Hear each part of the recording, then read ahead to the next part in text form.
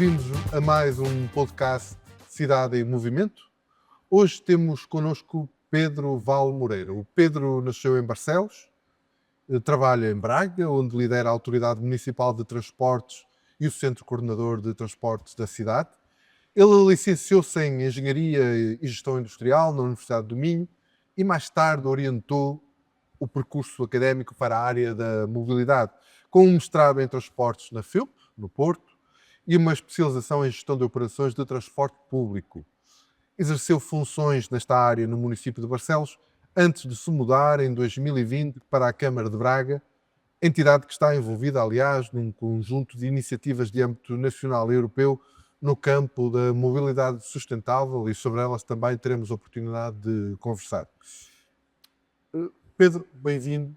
Obrigado. Antes de mais, seria interessante perceber, só por, se calhar, uma curiosidade minha, o que é que o leva a especializar-se em transportes, dado que não é essa a área em que se forma inicialmente, não é? Antes de mais, obrigado pelo convite e obrigado por esta conversa, que é um gosto estar consigo aqui. Bem, a minha área de formação é Engenharia e Gestão Industrial. A Engenharia e Gestão Industrial, muito vocacionada para a indústria, para a produção. Eu até iniciei o curso como Engenharia de Produção, depois é que houve uma alteração de curso para Engenharia e Gestão Industrial. O início da minha carreira profissional foi feita na indústria, ou seja, eu saí da universidade e trabalhei na indústria, trabalhei em 3 empresas distintas.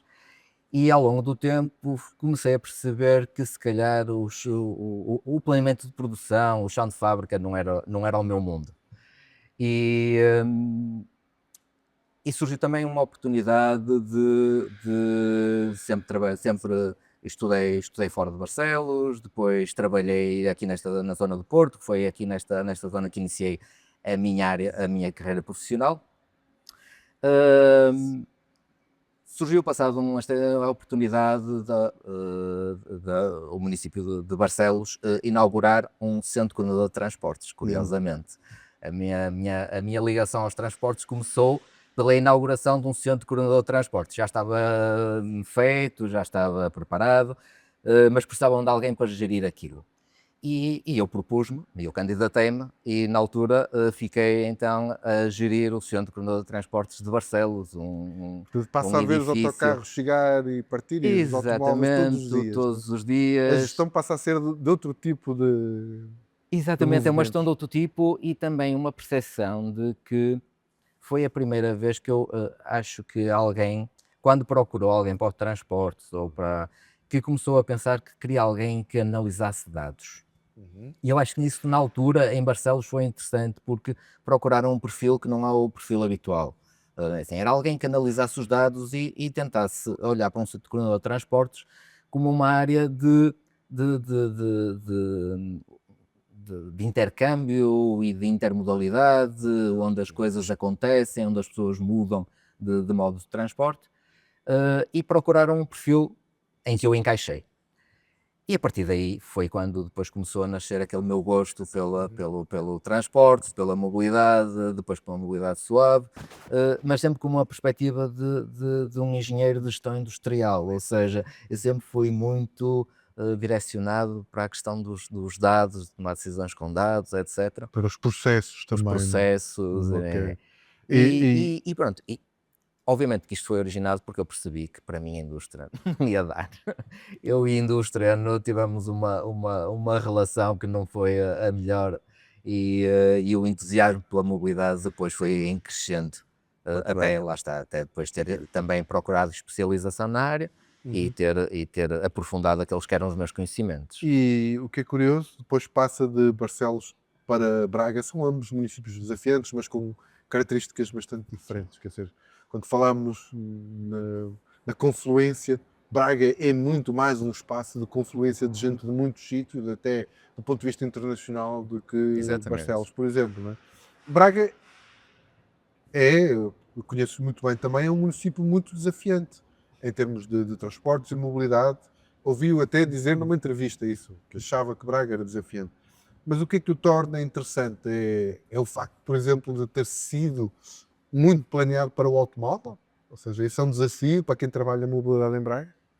Eu acho que Braga teve um processo de desenvolvimento ao longo das últimas décadas que o torna uma cidade muito interessante. Muito interessante entre aquilo que foi muito bem feito, muito mal feito.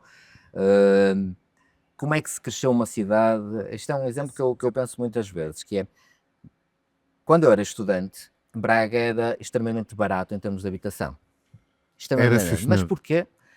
Porque nós tínhamos empreendimentos inteiros que não tinham uma pessoa. Ou seja, as infraestruturas rodoviárias criadas naquela altura eram perfeitamente capazes de acolher o volume de tráfego que havia, o transporte público, o que quer que seja, porque metade daqueles empreendimentos estavam vazios, ou seja, estavam ociosos à espera de.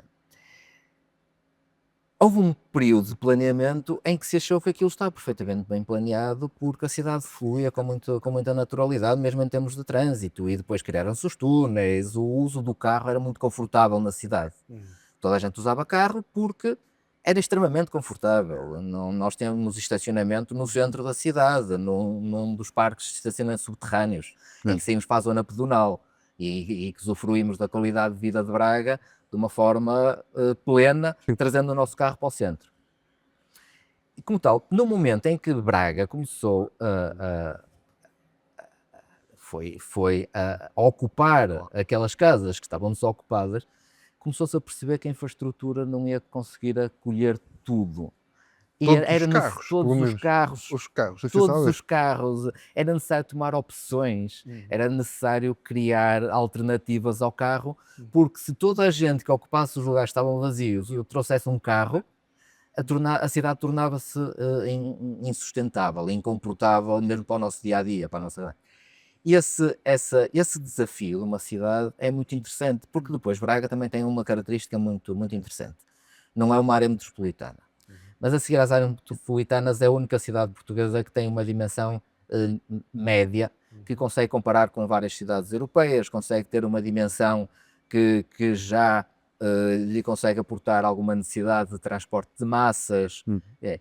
Fazer planeamento de mobilidade numa cidade como estas é muito mais desafiante do que numa pequena cidade, uma cidade média como Claro. Barcelos, que tem uma característica muito rural, uma cidade, um núcleo urbano muito, muito diminuto. Mas Braga é muito interessante por isso, até porque traz outras características. É uma cidade densa, é uma cidade que já tem uma densidade populacional que lhe permite, ou seja, não tem a sua população, que são cerca de, neste momento, 200 e poucos mil. Estamos a falar na zona urbana, temos à volta de 160. Portanto, já temos um núcleo urbano que é muito significativo. E planear cidade com esta Com estes números. matéria-prima Sim. é muito interessante. É curioso porque também é uma dos poucos municípios, não cidades, dos poucos municípios portugueses que já tem um plano de mobilidade urbana sustentável, que aliás até já foi revisto, né? E não é uma coisa de agora, já tem alguns anos e foi revisto. Que cidade, do ponto de vista da mobilidade, é que este documento propõe? O que é que distingue a cidade que lá está, né, nos próximos anos, daquilo que a cidade é hoje? Temos opções? O nosso plano de mobilidade urbana sustentável foi desenvolvido ainda antes de 2019, ele depois foi desenvolvido, foi aprovado posteriormente e está realmente numa fase agora de reavaliação, de atualização e também de recolha de novos dados, porque já passaram muitos anos desde que os dados que nós utilizamos para o primeiro PROMUS foram recolhidos. Portanto, está numa fase, até com o apoio do IMT, numa fase de recolha de novos dados para uma nova caracterização da cidade.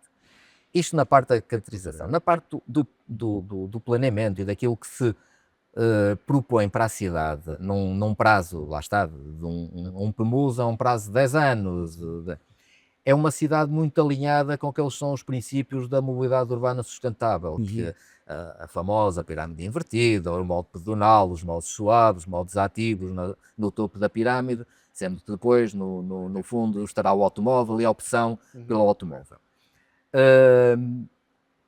E é uma coisa que Braga tem, e isso é algo que tem vindo a ser feito ao longo dos anos, que é o caminho é o correto. Eh, A cidade sabe para onde é que vai em termos de mobilidade, sabe qual é que é a estratégia que tem que traçar e cada ação que é feita no dia a dia para qualquer tipo de alteração tem um pressuposto e tem uma visão.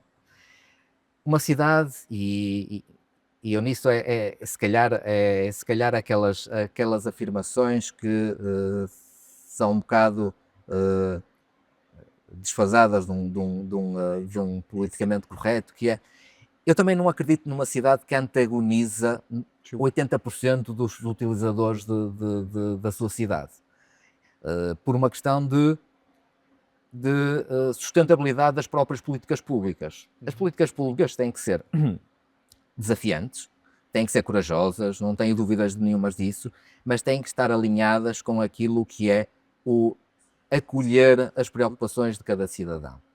E se entre a visão e a implementação houver um fast track, houver um caminho demasiado rápido, esta visão pode ser inutilizada no curto prazo. Por uma questão de a visão é correta, a forma como o negócio chegou foi demasiado rápida ou demasiado impactante, o que cria uma contra-reação da parte da população que pode anular tudo aquilo que foi feito antes. E eu nisso aí, eu imagino, é uma discussão, mas eu acho que isso aconteceu muito em cidades espanholas que acabaram por sofrer de algumas implementações demasiado rápidas. Acho que tiveram sucesso, tiveram capacidade de planeamento e de execução para, por exemplo, estou a lembrar-me do caso de Victoria Gasteiz, Sim, que no momento em que muda completamente a forma de utilização do espaço público numa boa parte da cidade e põe em vigor ao mesmo tempo, na prática, um reforço, né, do transporte público. exatamente. Eu ia perguntar seja- precisamente que é, nessas mudanças, obviamente, com o transporte público, ou seja, o andar a pé é o mais importante, porque é o mais fácil, é aquilo que sabemos fazer desde que quase que nascemos, não é? Exatamente. Mas aqui o transporte público tem um papel primordial no desvio de uma parte daquilo que é a mobilidade do transporte individual. Como é que está esse pilar em Braga? A minha memória do transporte público em Braga, quando eu utilizava cotidianamente, porque eu também lá vivi há alguns anos, que não era muito bom, ou seja, tinha um nível de serviço baixo. Na altura, com autocarros antigos, já sei que tem havido um esforço de renovação de frota, provavelmente também de melhoria de rede, de maior capilaridade. Como é que está isso? Sim. O transporte público já não tem nada a ver com aquilo que era o transporte público que se lembra assim, houve uma grande aposta, um grande investimento no transporte público. A frota, aí eu acho que foi o maior investimento, foi na renovação de frota. Neste momento, e eu não vou dar números porque não sei, mas mais de 30% já é elétrico. Estamos a falar de uma frota de mais de 140 autocarros, em que mais de metade já não é elétrico, mas também são módulos a gás natural, etc. Portanto, são veículos novos, confortáveis. A frota dos transportes urbanos de Braga, neste momento, é uma frota muito confortável. Isso repercute-se no número de utilizadores, ou seja, nos últimos anos tem-se batido recordes consecutivos de utilização do transporte público. Já conseguiram recuperar, presumo que como todos tiveram quebras na Covid, porque Sim, as pessoas ficaram exatamente, que era lá que se apanhava, nem se metem lá dentro, era lá que se apanhava exatamente. tudo, não é? Exatamente. E foi terrível Mas para o transporte público foi terrível, foi uma época terrível. A verdade é que os transportes urbanos de Braga recuperaram imediatamente no ano a seguir, ou seja, depois da abertura total, recuperaram os passageiros e já ultrapassaram os níveis de 2019. Bom. Portanto, nisso os transportes urbanos de Braga têm estado muito ativos, também naquilo que depende deles, não é?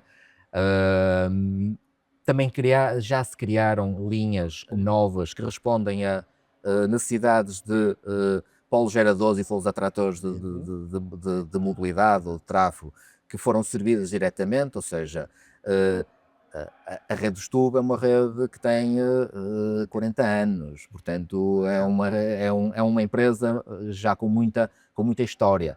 E nasceu, cresceu, etc., com uma lógica de cidade da freguesia para o centro da Sim, cidade. sim, sim. Portanto, E tem a havido cidade uma agora é maior. adaptação. E agora a cidade é maior, Precisa obriga a outro tipo mais de circuitos urbanos. mais circuitos urbanos, e essa adaptação tem sido feita, ou seja, também não tem sido algo disruptivo, no sentido de, pronto, vamos derrubar a rede toda, vamos criar uma rede nova, né? Mas têm sido feitas adaptações, novas linhas, novas Até porque a ao longo vida, dos até anos. porque a vida das pessoas mudou e ela não se faz nos mesmos sítios onde se fazia antes. Exatamente, Quer dizer, exatamente. não. O país desindustrializou-se um pouco, embora Braga mantenha, digamos, ainda esse caráter industrial, com algumas zonas conhecidas e fortes, mas há aqui muitas mudanças. Mantendo ainda no ponto de vista do transporte público, quer dizer, do ponto de vista do serviço, da inovação, falou aí dessa ideia dos dados, tudo mais. Quais são aqui, na sua perspectiva, características ou desenvolvimentos que podem determinar um maior sucesso, um sucesso do transporte público em Braga? Para além daquilo que é óbvio, que se calhar que é aumentar a sua presença na cidade em desfavor do automóvel com o tempo, não Sim, é? sim. Mas que outras melhorias ao nível de serviço é que é preciso? Eu acho que o serviço de transporte público, ainda vive, mas via muito mais de previsibilidade. Não é assim, o serviço de transporte público tem que ser algo que as pessoas sabem que vão ter e que vão conseguir chegar aos seus destinos no momento em que querem e no momento em que planearam. Isso é importantíssimo. Uhum. Obviamente que isso antes era muito feito na base do é de X em X minutos, era porque as pessoas sabiam que estavam, àquela hora, estavam no autocarro. Hoje em dia pode ser muito mais ser feito na base da informação fidedigna e no acesso à informação. As pessoas saberem exatamente, por exemplo, Sim. informação em tempo real, localização dos autocarros, algo que ajuda muito a acessibilidade ao sistema, que é a bilhética, a facilidade de bilhética, a facilidade com que se compra bilhetes, que se Como se compra percebe o passes, tarifário como se também, percebe o que às tarifário, vezes que às vezes é uma complexidade tão essas coisas grande que dá sempre a ideia que são muitas vezes montadas para as empresas, para quem gere a economia das empresas, do que provavelmente para o cliente final, não é? exatamente. Eh, Muitas vezes a parte da informação de uma empresa de transportes é essencialmente marketing e Sim. informação. Portanto, é muito importante que quando comunicamos ao cidadão, ao passageiro, ele perceba exatamente aquilo que vai ter. Sim. E isso é também uma arte. É como é que as empresas de transporte público comunicam. E os transportes públicos de Braga, urbanos de Braga, eh, até já são uma empresa com alguma consolidação, uma empresa, mas nós temos muitas outras empresas até da região de Braga, porque Braga não tem só os urbanos, Sim. tem a rede Sim, intermunicipal, sim. tem das regiões do Cimo do Cabo, da Cimo do Ave, para além dos expressos internacionais, etc. Apesar de ter sido empresas que foram adquiridas por grandes grupos internacionais, Uhum. esse know-how ainda não lhes chegou. Alguns deles ainda continuam a ter o modus operandi da velha empresa, vou dizer um nome qualquer, porque era uma Não velha empresa, interessa, mas uma Linhares no desta limite, vida. no limite com um PDF, No limite, com o PDS já é a claro, digitalização que conseguem. pronto, onde a gente vai procurar qual será o autocarro que nos serve Exatamente. para uma ligação em que temos que ligar a outra, não é? Exatamente. Quando hoje nós temos essa integração, por exemplo, a partir do Google, não é? Sim, Nem através precisamos da de criar às ferramenta vezes mais simples, ferramentas da mais próprias, não imediata que, que, é? que, que as pessoas têm. Portanto, eu acho que há um grande esforço, que não é propriamente um esforço financeiro, é um esforço de organização e de planeamento e de mudança de perspectiva relativamente ao transporte, que vai permitir que o transporte seja muito mais acessível, muito mais eh, eh, assumido como seu da parte dos passageiros e da população, eh, e muito menos aquele autocarro que lá passa, que eu nem sei muito bem como é que se usa, porque eu nem sequer vou bater à porta, porque nem sequer gosto de dar essa sensação de que não sei para onde é que me vai levar. Isso hoje em dia já não se entende. Muito bem. Falando de evolução, sei que também está a seu cargo o Centro Coordenador de Transportes de Braga, que é uma coisa também que em Braga me parece que tem ali um problema, que é um problema de raiz, que é ele não está muito próximo, por exemplo, da estação de caminho de ferro. A pé são quase 15, 20 minutos, não sei bem. Numa cidade que não tem propriamente, digamos, um percurso fácil entre os dois espaços. Em todo caso, ele é um lugar de acolhimento de tudo o que são os fluxos rodoviários, como diz, aos regionais e aos internacionais, inclusive, e nacionais. Mas não era acolhedor. Isso foi mudando também. E Foi, está a mudar ainda. e está a mudar ainda. Ahm, Quando o município, isto uma breve Sim, introdução sobre o que é a central de caminhonagem, que vulgo era assim que se Centro chama. Coordenador de Que era assim que se Transportes, chamava, Central de a central de Caminhonagem. caminhonagem de Braga, foi um equipamento que era do Estado, era a Rodoviária Nacional, depois as várias evoluções da Rodoviária Nacional ao longo dos anos, entretanto, Transdev, Grupo Transdev, etc. E aquilo ficou em terra de ninguém, porque a propriedade daquilo ninguém sabia muito bem de quem era, de quem é que não. O município em 2020, Nem foi há 2019, tanto tempo. 2020, assumiu aquilo como um dossiê a resolver. Foi Temos muito que bom. resolver este dossiê, porque aquilo era o verdadeiro lugar, era o lugar mais inóspito de Braga. Eu não, eu tenho poucas dúvidas em dizer isto.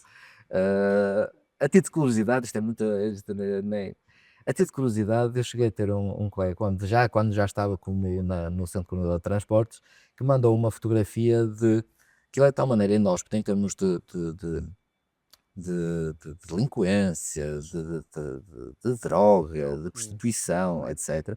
Tive um colega meu que estava na altura na República Checa, em Praga, mandou uma fotografia onde tinha uma publicidade de prostituição na central de caminhonagem de Braga. Assim, o nível que aquilo estava. Portanto, chegou uma altura que o município disse: não, isto tem que ser resolvido, vamos ver de quem é o edifício conclui-se que é nosso e vamos assumi-lo.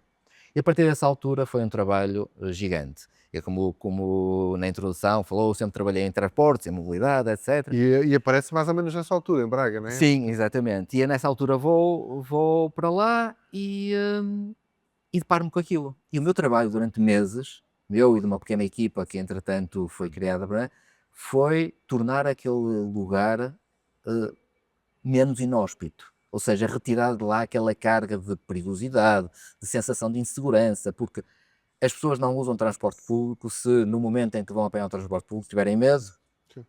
tiverem receio por eles ou pela família, porque aquilo, quer dizer, e como tal, o transporte exige confiança, exige conforto, exige algum tipo calma, ou seja, uma pessoa tem que estar perfeitamente confortável com o uso do A palavra transporte confortável público. acho que resume E bem tudo, não é? Porque já traz também a Exa- segurança. Exatamente. Estamos confortáveis Estamos ou nos confortáveis. sentimos seguros. E o primeiro trabalho foi esse, foi tornar aquilo um lugar confortável. O edifício mantém-se o mesmo, ainda se mantém o mesmo, mas o que é que nós adicionamos? Informação em tempo real, controle de entradas e saídas. Todas as pessoas que lá chegam neste momento sabem para onde se dirigir, têm painéis com informação em tempo real, têm um local onde podem guardar as bicicletas, onde podem guardar as suas bagagens. Limpámos o edifício todo de lojas que estavam vazias, lojas que não tinham interesse nenhum para o tipo de serviço que aquilo presta. Neste momento está tudo ocupado com agências de viagens, empresas de transporte. Criámos acessibilidade para as pessoas de mobilidade reduzida. Fizemos uma coisa básica, mas foi, né, que é criámos casas de banho decentes naquela central de caminhonagem, para dizer, ao ponto que nós chegámos de como tal, tão degradado aquilo estava. E neste momento é um espaço, ainda não outro que lá uma visita, que conheciam-me de usar, como o Abel disse, que já o usava há muitos anos e era uma Não tenho usado, sensação. calha de não ter usado. Sim. E eu disse assim: não, eu usava isto há 10 anos, uso agora e é de água para o vinho. E o edifício com 60 anos continua lá, é o mesmo, não fizemos obras. Porquê? Porque há um plano para criar um novo centro coordenador de transportes naquela localização. Aquilo, o Oro estava a dizer da questão do problema do desfazamento, Mas aquele centro coordenador de transportes tem uma característica muito própria. Que está Está ajudado. muito central e está junto a uma das entradas da cidade. Sim, Ou seja, sim. a facilidade com que se acede àquele centro coordenador de transportes é única. Sim. Eu fiz um inquérito há relativamente pouco tempo lá e aquilo tem cerca de 5.000 pessoas diárias a circular. Estamos cerca de 600, nós chamamos toques, ou seja, beijos, ou seja, entradas e saídas. Sim, sim. Portanto, já estamos a falar de um nível de serviço muito, muito significativo. E 97% das pessoas identificaram a localização da central como um dos pontos fortes que mais valorizavam Portanto, neste caso, porque não haverá uma tão forte interligação entre quem chega de comboio e a utilização daquilo para ir para Exatamente. outro O sítio. que é que eu tentei perceber depois também com esse inquérito? É Ou seja, a gente da que própria cidade transbordo é que vem... havia Sim. entre o modo ferroviário E o e o rodoviário. E era muito residual. Estávamos a falar de. Agora, será que ela é residual também? Porque Pois, é isto difícil é a pescadinha de rabo na que boca. melhore, né? Porque Mas a essa verdade é distância- que entre as origens e os destinos conseguimos perceber que a maior parte das pessoas que chegavam à central ou que saíam da central iam para destinos que não têm ferrovia. Claro. É possível. Portanto, não existe aqui uma natural, um transbordo natural entre a ferrovia, o que não invalida que exista uma intermodalidade funcional entre o Centro Coordenador de Transportes e a Estação de Caminhos de Ferro, porque uma das linhas do BRT pressupõe a passagem em frente ao Centro Coordenador de Transportes e o término na estação ferroviária. Aí poderemos vir a verificar, ou seja, não estou a responder a uma procura evidente, porque segundo esse estudo que citou, se calhar não valeria a pena estar a forçar isso, mas a verdade é como a via rodoviária em que vai entrar o BRT tem essa possibilidade de ligação, vão fazê-lo, não é? Exatamente. E então vão aí tentar provar se de repente não criam uma procura, não é? Se não se cria uma procura e também responder a essa necessidade de intermodalidade, porque a intermodalidade pode ser física, podemos estar o edifício lado a lado, mas pode ser funcional. No caso de nós temos um serviço que responde em 5 minutos, em 10 minutos, a esse Pois. transbordo.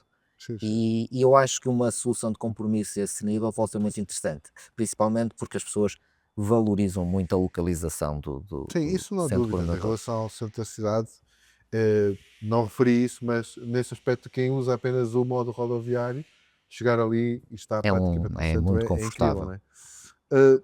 Passando aqui para outros temas e outros projetos. Vocês no município de Braga têm-se envolvido em várias redes nacionais e internacionais com projetos na área da mobilidade. Portanto, dentro deles, quais destacaria? Tenho aqui uma pergunta para fazer sobre um deles, mas sei que são vários. Destes projetos, destacaria algum especificamente pelo impacto que está a ter, pelo aquilo que nos permite aprender? Eu destacaria dois, pelo sucesso que teve e outro pelo potencial que tem. Ok. Destacava, nós fazemos parte de uma rede que é o EIT Urban Mobility. O Onda até Braga tem uma posição de co-chair ou de vice-presidência entre as cidades. E que é uma rede muito interessante, porque aposta na interligação entre a indústria, os cidadãos, a academia e as cidades. No fundo, estamos aqui numa, acho que se chama Helix quádrupla, uma coisa assim do género. Os 4 eixos. Nestes 4 eixos que são muito interessantes. E o que é que permite? Fazer projetos piloto com a intenção de escalarem e de demonstrarem a sua eficácia, tendo as cidades como teste, ou locais de teste. E nós fizemos alguns projetos, já temos alguns projetos com eles, um deles foi o Bicification. O Bicification foi um projeto muito interessante porque nós pegámos em 500 utilizadores e De bicicleta, para que os de compreendam? bicicleta, de 500 bicification. utilizadores e quisemos incentivar o uso da bicicleta nesses 500 utilizadores. Para isso havia uma questão tecnológica, que era um sistema que monitorizava as viagens e dava-lhes prémios ou recompensas pelo uso da bicicleta, fazia aqui um sistema de gamificação, E que para vocês de representava competição. recolha de dados. Para nós representava a recolha de dados e ficámos a perceber quais eram os principais trajetos que esses ciclistas usavam. Nós com isto conseguimos coisas muito interessantes. Primeiro, esse fator de nós conhecermos os fluxos permitiu-nos validar uma das principais obras da cidade, que foi a reestruturação total da Avenida da Liberdade. Ok. A Avenida da Liberdade em Braga era uma avenida que não tinha 1 metro de ciclovia. Rodoviária, Não tinha, muitas eram faixas. muitas faixas, Quatro ou quatro mais. faixas, com estacionamento, com Sim. passeios curtos, etc. Com passagens inferiores para Com peões. passagens inferiores para peões, ou seja, não tinha passagem de nível para os peões. Portanto, era uma avenida que vinha ainda de um Inóspita. tempo inóspita. E a intervenção permitiu fazer passagens de nível para peões, ciclovias, as faixas de rodagem também foram estreitadas, colocou-se semaforização. Mas isto porquê? Porque nós percebemos que aquela avenida, apesar de ser inóspita, era uma das avenidas mais usadas pelos ciclistas. Ou seja, vocês usaram os dados dos corajosos, Exatamente. porque esses 500 claramente aí, conhecendo ainda Braga na atualidade, Braga ainda não deu, digamos, não fez tudo o que poderá fazer ainda para que seja fácil qualquer uma pessoa com mais ou menos dificuldade a andar de bicicleta. Esses 500 são claramente aquelas pessoas que, apesar do ambiente urbano não ser o ideal, já lá estão. E Exatamente. vocês usaram os dados dos corajosos Nós para usámos se- os dados deles também para perceber que aquilo já não é uma questão de alteração modal, era uma questão de segurança rodoviária. Sim, muito bem. Portanto, se nós temos neste momento este número de pessoas que já circulam numa avenida que têm estas características, nós já não estamos a falar em criar-lhes condições ou para aumentar. Nós estamos a dizer que aquelas pessoas que ali circulam, que podem circular, têm todo o direito a lá circular, o Código da Estrada dá aos ciclistas os mesmos direitos que a todos os outros modos nas faixas, para eles andarem lá, nós temos que criar condições de segurança para que não haja acidente. Portanto, houve também aqui uma camada distinta de justificação para uma medida que era essencial. Lá está, há pouco quando falava de não ir depressa demais ou de ter aqui ferramentas para convencer a população da justeza de algumas medidas. Os dados poderiam servir num debate político para Exatamente. estamos a estreitar faixas automóveis porque já temos aqui os dados a dizer-nos que as pessoas estão aqui e precisam desta segurança. Exatamente. Ou seja, ajuda, não é? Exatamente. Ia-me falar do outro, esse era um dos casos. Este era o do que eu disse, Bicification, que é Sim. muito interessante, ou seja, permitiu isso, também Sim. permitiu termos noção de que esses 500 utilizadores, nem todos eram utilizadores de bicicleta, e aqueles que não eram, depois dos 4 meses de piloto, passaram a ser. E isso é um resultado muito interessante, porque permite identificar uma forma de fazer com que as pessoas alterem comportamentos, verdadeiramente, porque depois do projeto eles já não tinham o reboçado, já não tinham a recompensa, mas já tinham percebido que aquilo era uma forma muito mais útil para eles para se deslocarem no dia a dia. Portanto, isso é um resultado também muito interessante. O outro projeto que eu acho que é de muito relevante são os projetos de last mile logística.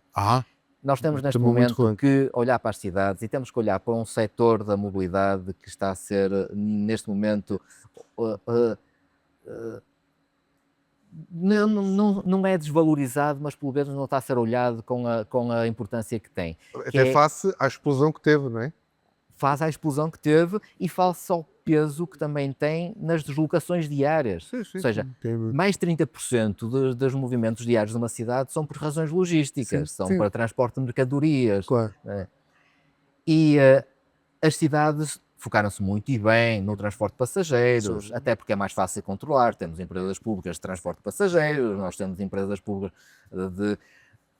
A parte logística é 100% privada. É. E o que é que fizeram? O que é que esse O projeto que é que supunha? este projeto procura fazer? É criar micro-hubs logísticos na cidade, Muito bem.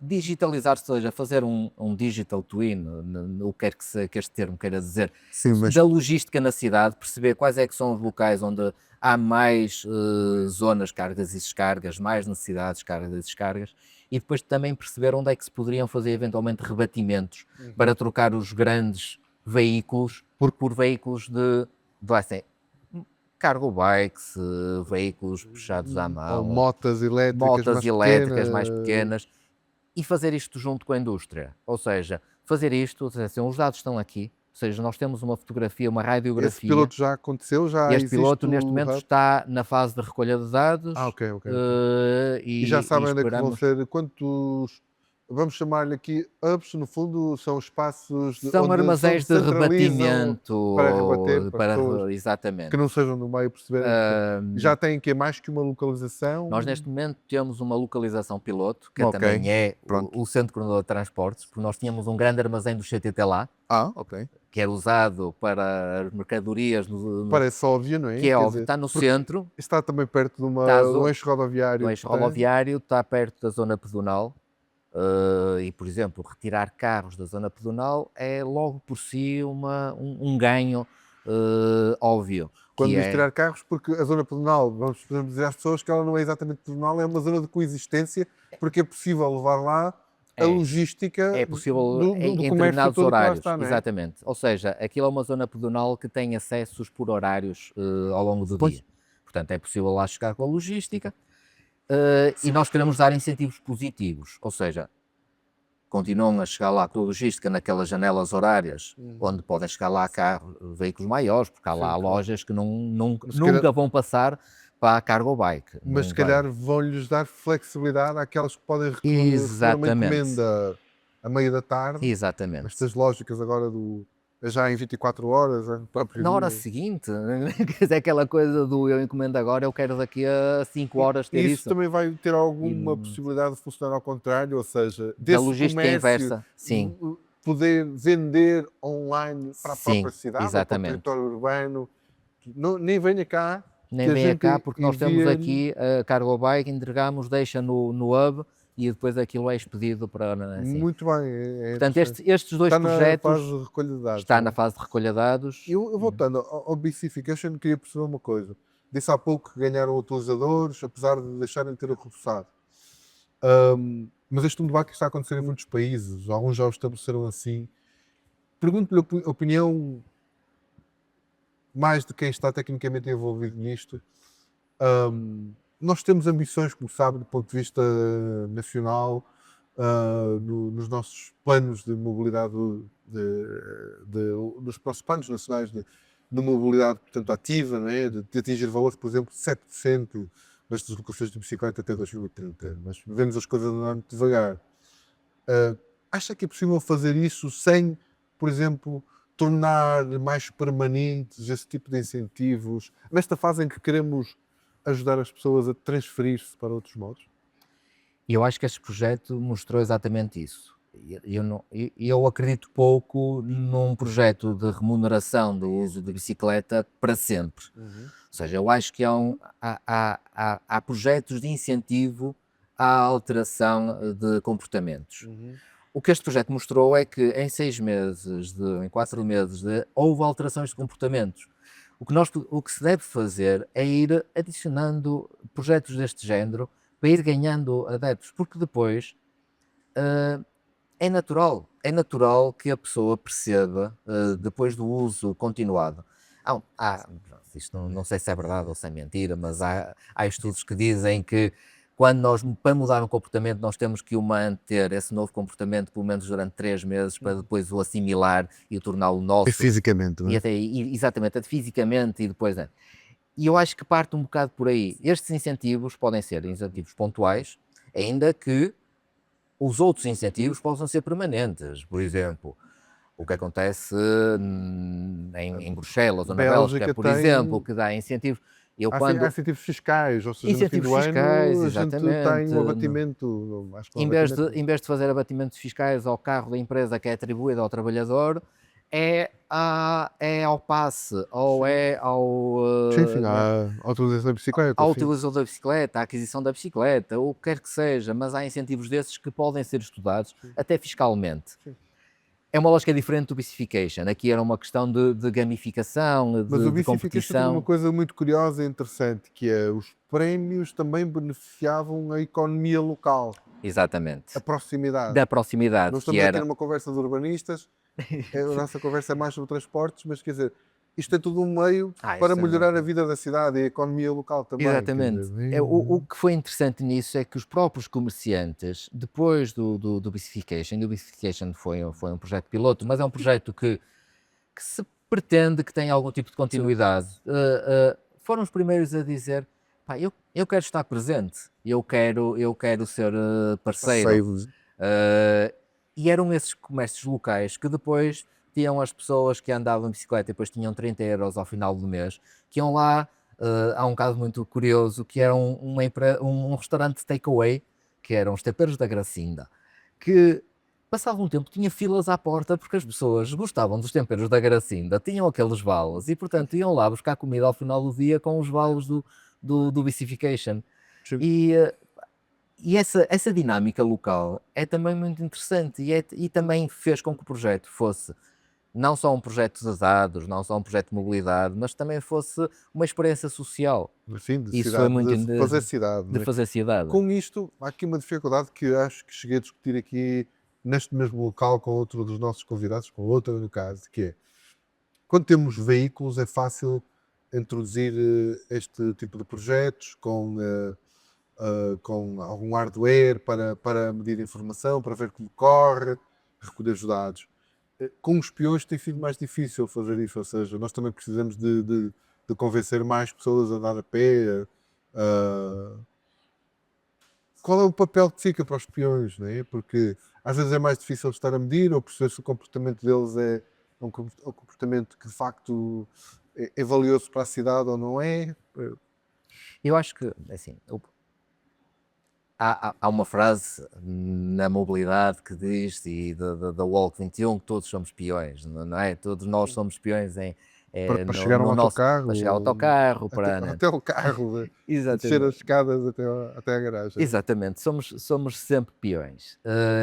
Portanto, e eu acho que para os peões está guardado aquilo que é a verdadeira capacidade das cidades de fazerem cidade, ou seja, a eliminação de barreiras arquitetónicas, a qualidade do espaço público, a criar zonas de sombreamento, jardins apetecíveis, isso é aquilo que faz com que as pessoas queiram andar a pé.